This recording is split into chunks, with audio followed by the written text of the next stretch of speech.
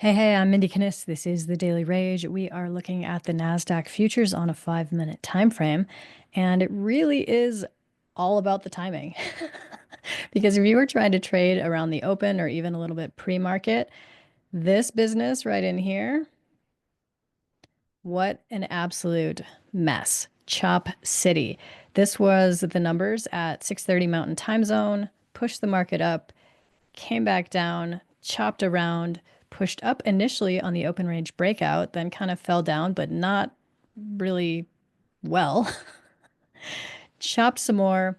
I call this the 8 o'clock chop because it happens to be 8 o'clock, as you can see in my time zone. So basically, half an hour after the stock market opens, it generally gets pretty choppy. Now, not always, of course, but it certainly was today. And that had about tried my patience.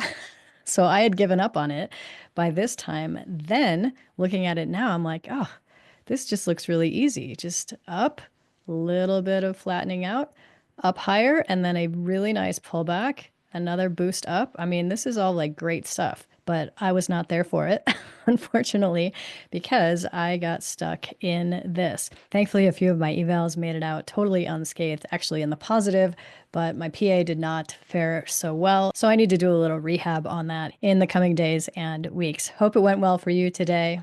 As a heads up, Apex Trader funding is currently 80% off. So if you'd like to get a new account or some more accounts, now would be a great time to do that. There's a link and coupon code down below. I'm Mindy Kinnis. Thanks so much for watching.